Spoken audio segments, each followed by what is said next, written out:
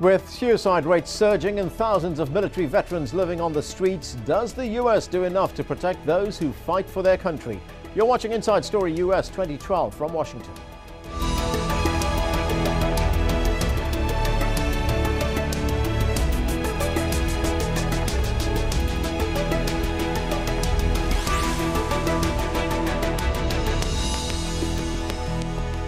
Hello, I'm Anand Naidu. This November will be the first election since 1944 when neither presidential candidate will have served in the military. On Monday, President Obama addressed a leading veterans group. It's the turn of the Republican presidential contender Mitt Romney on Tuesday. At the last election, John McCain, a decorated veteran, won the majority of the veteran vote over Obama, and polls suggest most of the country's former soldiers will support Mitt Romney. Under the Obama presidency, combat troops have been withdrawn from Iraq and will be out of Afghanistan by the end of 2014. But is the American government doing enough to look after the welfare of soldiers? It's estimated that one soldier a day on active duty commits suicide. And even more strikingly, as many as 18 former soldiers end their own lives each day. In addition, well over 100,000 veterans are homeless at any one time. Al Jazeera's Rosalind Jordan has been to San Antonio in Texas to find out more about their plight. Care packages for U.S. troops heading back to civilian life. A thank you for your service gift, courtesy of these veterans in San Antonio, Texas. Justin Norton is the assistant floor supervisor. They tell me, how much it means to them, and I mean, such a small little gift, but nonetheless important. Norton's job, no small gift of its own. For the past 5 months, he has lived and worked at a transitional housing and job training center for homeless veterans. It's far better than what the Iraq War veteran had been doing before, sleeping in his car. Any job that I did get, I couldn't sustain just due to the stress levels and due to PTSD related symptoms. He says it's not easy for people trained as warriors to ask for a job, a bed, or a second chance. The U.S. government says there are more than 60,000 homeless veterans across the country. The goal is to try to get a roof over every veteran's head by the year 2015. But the challenge is going to be connecting these men and women to the resources that are available to them. Ignacio Leja works for the organization that runs the program and says its job training, counseling, and housing services are there for any veteran who asks for it. It just depends on, I guess, on all the resources being placed like they are now. Will they be there 2-3 years from now? Certainly that's the question on Nathaniel Hernandez's mind. Almost the minute he was discharged from the Army, he was arrested for taking part in a drunken brawl. These people are here, yes, to help. You can ask them questions, but they're not going to hold your hand. As more service members who served in Iraq and Afghanistan return to civilian life, the challenge will be connecting an influx of new veterans to the services they may need or want. Rosalind Jordan, Al Jazeera, San Antonio, Texas. So does the United States do enough for its war veterans? Joining me to discuss this is Major General Paul Eaton. He served more than 30 years in the United States Army in Iraq, Bosnia and Somalia. He also served as an advisor to Senator Hillary Clinton's presidential campaign in 2008. Aaron Glantz is in San Francisco for us. He's an investigative journalist. He is the author of many books. The most recent is titled The War Comes Home, Washington's Battle Against America's Veterans. And Patrick Bellon is the executive director of a group known as Veterans for Common Sense. Welcome to all of you to the show. Thank you very much. Thank you, sir, for having us. Now, before we start talking about this election, we are in an election year right now, in election mode. Let's take a look at the numbers from the last presidential election. In 2008, exit polls showed that 15% of all voters had served in the military. Obama won 44% of their votes, whereas John McCain claimed 54%. As Patrick Bellon pointed out, only 54% of the veteran vote. This is perhaps not surprising considering McCain is a celebrated war hero. Paul Eaton, as we've pointed out, neither Barack Obama nor Mitt Romney have served in the military. So would you hazard a guess on which way the vote would go this time? Sure. Thanks. First, I'd like to acknowledge Senator McCain is a personal hero, and he has served his country both in politics as well as as a naval aviator brilliantly, and I honor his service. What active duty soldiers and our veterans want is a real bright and tested commander-in-chief. If we're not going to have one with military service, then what is the commander-in-chief's record? President Obama has had a very measured foreign policy. He is a balanced foreign policy. He balances the elements of national power, whereas Governor Romney is, frankly, a little bit too quick to reach for the sword. He's not a demonstrated foreign policy player, and I'm a little concerned about his overreach and his willingness to find enemies where enemies need not exist. Right. Let's go to Aaron Glantz in San Francisco. Aaron, one of the concerns we hear very often from veterans in the United States is that they want a president who will keep America strong. And I was wondering if you could tell us, what does that mean? A strong military, a strong economy, more secure borders, more money for the Pentagon? One of those things, a couple of those things, or all of the above? Well, I'm not quite sure what the answer to that question is, but I would agree with General Eaton that President Obama has taken a rather measured approach to the foreign policy. He has brought American troops home from Afghanistan. From Iraq. American troops are coming home from Afghanistan. And as a result, we have hundreds of thousands of veterans of Iraq and Afghanistan being flooded into the Department of Veterans Affairs system. And that system is strained, and it's breaking in many cases. And although the president has said a lot of good things about things that he would do to make sure that services are delivered to these troops coming home, we haven't always seen evidence of that. And I think that's something that's very concerning to veterans, both those who fought in Iraq and Afghanistan who are now struggling, and also veterans of previous wars who are evaluating the president. All right. Patrick, is there a disconnect between what we hear about the military when they are actually in battle, when they are deployed in these foreign countries, and what happens to them when they come back home? If you mean a disconnect where the general society feels sort of at a distance from that experience, they don't really understand what it's like to be in the military, because you're in the Army, you're in the Marines, it's your life. So it's a huge readjustment to come back to the civilian world, to a population where the percentage of served are shrinking, to explain the issues and just understand that even if they don't have any other issues besides basic readjustment issues, it's a difficult time. And they need medical services when they demand it, mental health services, and an opportunity to get a job, a real job, a job that will allow them to have that pride, that sense of purpose that they had in the military. And I would like to add that the Obama administration has been great at upping the investment in the VA, trying to build facilities, providing advanced funding, which allows them to plan better for staffing and facilities.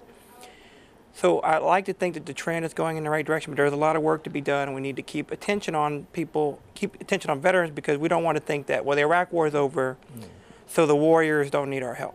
They need our help more now than ever, and it's only going to be exacerbated when Afghanistan is over. I think it's important for the administration, whoever it is, and the public to realize that while the war is over, the cost of the war is only going to be felt, the human cost of the war is only going to be felt 30 to 40 years from now. Right. Well, a short while ago in Reno, Nevada, President Obama addressed a leading veterans group known as the Veterans of Foreign Wars. Let's take a look at an excerpt of what he had to say. Let's watch. We're also focused on the urgent needs of our veterans with PTSD. We've poured tremendous resources into this fight. Thousands of more counselors and more clinicians, more care and more treatment. And we've made it easier for veterans with PTSD to qualify for VA benefits. But after a decade of war, it's now an epidemic. We're losing more troops to suicide, one every single day, than we are in combat. According to some estimates, about 18 veterans are taking their lives each day, more every year than all the troops killed in Iraq and Afghanistan combined. That's a tragedy. It's heartbreaking. It should not be happening in the United States of America. So when I hear about service members and veterans who had the courage to seek help but didn't get it, who died waiting, that's an outrage. And I've told Secretary Panetta, Chairman Dempsey, and Secretary Shinseki, we've got to do better.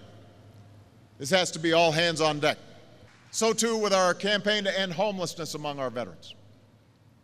We've now helped to bring tens of thousands of veterans off the streets and into permanent housing. This has to be a core mission because every veteran who has fought for America ought to have a home in America.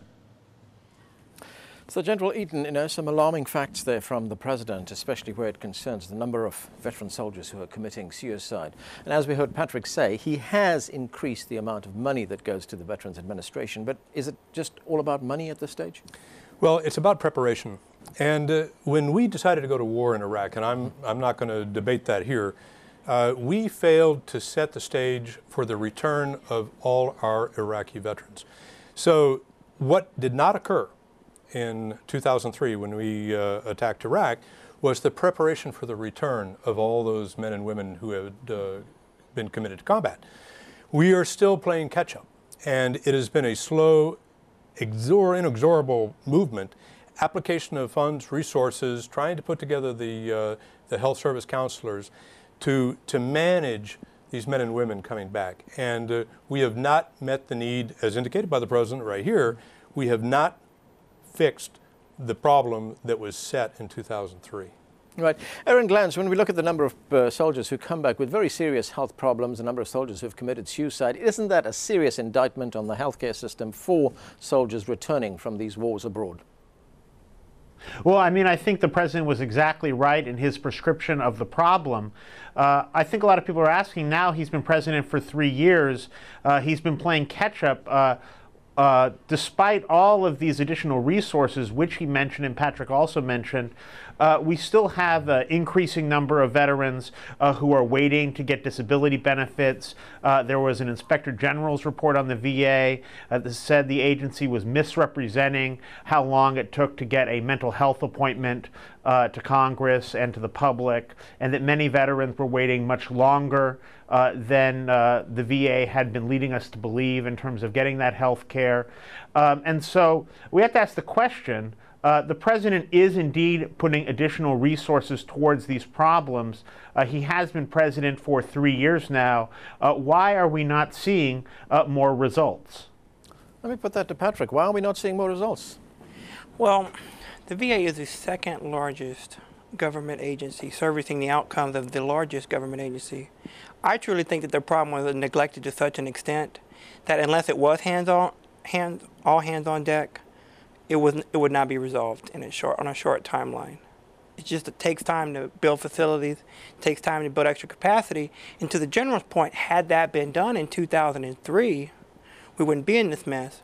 Now, this was not really tackled seriously until 2007, 2008, right around the time we sued the VA over the mental health wait times.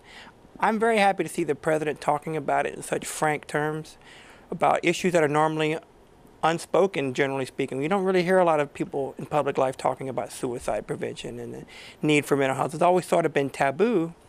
And I think that sort of feeds into the problem because there's a culture with the military where they don't want to admit to needing these issues.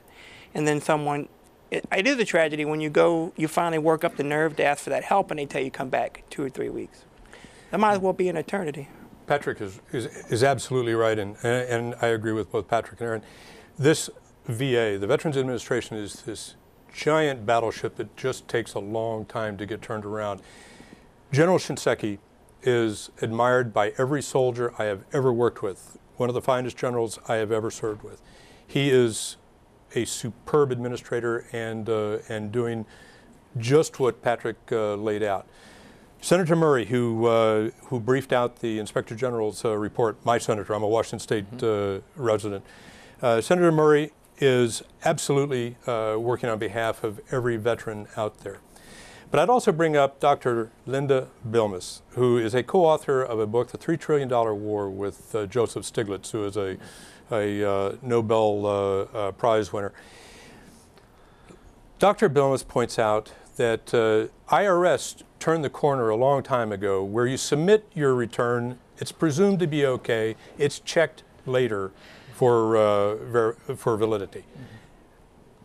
Unfortunately, we are still receiving claims in the Veterans Administration and it is being checked before we address the claim itself. I would submit that Bilmes has it right that the VA needs to look at the turn that the IRS made and consider that to help all these veterans who are submitting claims right now, and to immediately start presenting on the claim and check it after the fact. Now, is this also happening when they... This is a very important point. Go ahead. Yeah, go ahead, Aaron. This is a very important point because, you know, we've seen under President Obama the number of veterans waiting for benefits go all the way up to almost 1 million. You know, I think it's 919,000 as of last Monday. If a veteran comes home from Iraq or Afghanistan and they're wounded, they have a horrible back injury that's debilitating, the VA takes their claim, and the first thing that it does is they have to prove that you're in the military. They have to prove that you were where you said you were when an explosion took place. They try to prove that the explosion took place. They have to make you come for a special exam just to look and see if your back injury did indeed occur and if it is indeed debilitating. And by the time they get through all of these different processes, usually, 6 months to a year have lapsed. And that's in a best case scenario when there's no disagreement between you and the VA. If you say that you're wounded and the VA disagrees, then it can take years to go through their appeals process. And so, certain people have, as General Eaton is explaining, advocated for a process where we simply believe the veteran when they come forward and they say they're wounded. We give them their benefits, and we check later to make sure that they're not trying to defraud the system. And then, of course, we punish them if they are defrauding the system. That is not the route that President Obama has gone. He has poured hundreds of millions of dollars into a new computer system to try to get the VA to move away from paper and onto computers. They've hired more than 3,000 claims processors to go through the old system, and none of this has led to any help to veterans. It's just bloated the bureaucracy even further. This would seem, General, like a relatively easy problem to fix. It strikes me as very easy, and it's something that the British, the British Army, does what Dr. Bilmes recommends. Is the claim is submitted, and you begin paying on the claim with due diligence to follow. Right. And by the way, the fraud and error rate is extremely low, far lower than with the IRS. Patrick, you want to say something? A couple of points I wanted to make about this. I agree with this in theory for one reason only. By the time you get to the VA to claim it, you've seen a number of medical professionals, and they all agree that this is service-connected. You had a physical when you went in, so we knew your physical condition at the time you were in the military. So then I also don't understand why a clerk who is not a medical doctor is going to go through all this data generated by medical professionals and maybe contradict what they say. I don't think that's fair to the veteran. I don't think that's fair to everyone in the system, because you're asking them to make decisions maybe they're not that well equipped to make.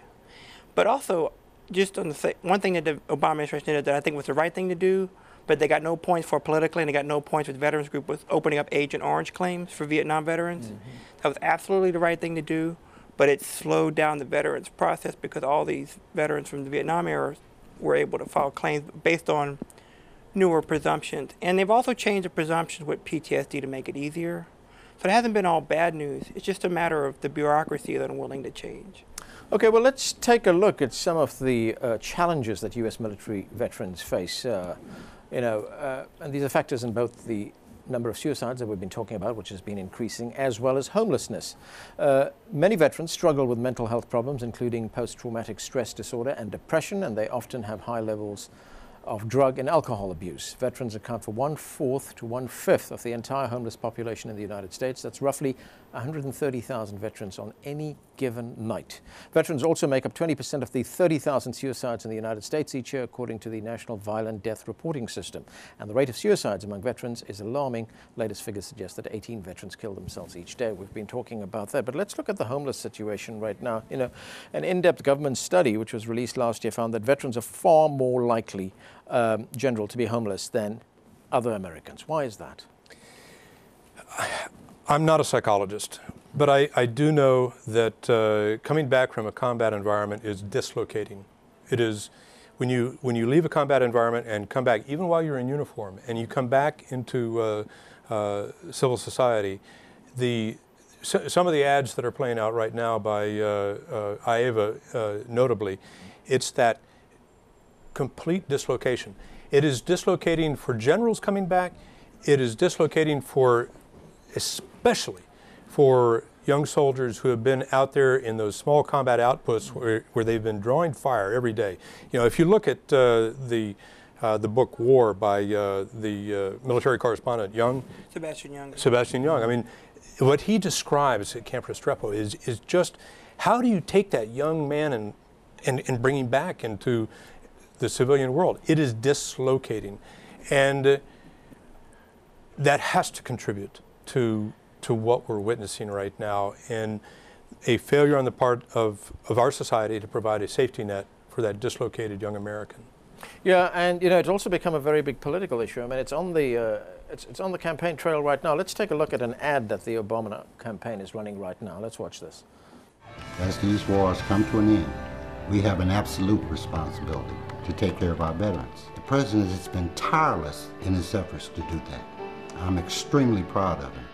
I truly believe that President Obama is one of the greatest advocates for veterans that I've seen in my lifetime. Most veterans that I know are middle class, working class people like myself. And the president's agenda, his policies, his values are more representational of what we feel. Okay, that's an Obama campaign ad. Let's go to Aaron Glantz in San Francisco. Well, we heard there, you know, the president tireless, a champion of veterans' rights, one of the greatest advocates for veterans. What do you make of that? Well, he does say and do a lot of good things for veterans. You know, well, we heard his speech earlier. We've been talking about some of the initiatives he's made. The only really troubling thing is they don't seem to be adding up the way I'm sure that he and others would have hoped. And, you know, we have to lend a critical eye towards that. You know, we were talking a little bit earlier about the film and book Restrepo.